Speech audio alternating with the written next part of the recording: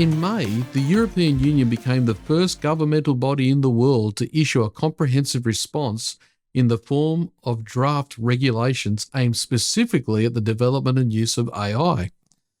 One of the risk categories is unacceptable risk. Systems deemed to pose an unacceptable risk, like governmental, social engineering and scoring, and real-time biometric identification of systems in public spaces, are prohibited with little exception. So what has everyone so spooked about AI? Well, in part, it's what is termed the black box problem when it comes to AI. It's basically the inability for us to see how deep learning systems make their decision. For example, in an interview on CBS's 60 Minutes, Google's SVP for Technology and Society discussed how one of the company's AI systems taught itself Bengali even though it wasn't trained to know the language. The Google CEO added, "There is an aspect of this which we call, all of us in the field call it as a black box. You know, you don't fully understand, and you can't quite tell why it said this or why it got it wrong. We have some ideas, and our ability to understand this gets better over time, but that's where the state of the art is." You're going to find there is a lot of that type of talk around AI and its decision making. We don't understand, black box, or it being referred to as an art. It helps you understand where the EU is at when it comes to regulating its use. Because in reality, the black box is a problem. For starters, it's because it makes it difficult to fix deep learning systems when they produce unwanted outcomes.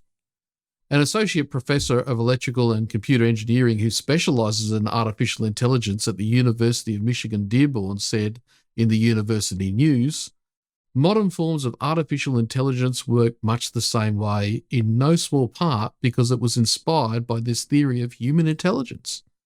In fact, deep learning algorithms are trained much the same way we teach children.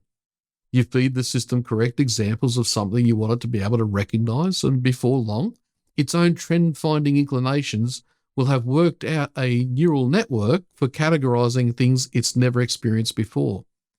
But like our human intelligence, we have no idea of how a deep learning system comes to its conclusions. It lost track of the inputs that informed its decision-making a long time ago, or more accurately, it was never keeping track." The other issue with AI is the way it's fed.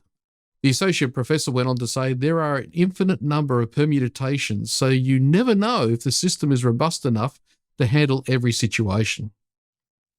The University News article went on to say it's been demonstrated that AI systems can reflect unwanted biases from our own human world. So does AI need to be regulated? Most definitely, before we put too much faith in it just yet in some very key judgment areas. Once again, if you have any questions you want answered, please feel free to post a comment or get in touch with us, and we'll try and make it a subject of a later episode. Thanks for watching.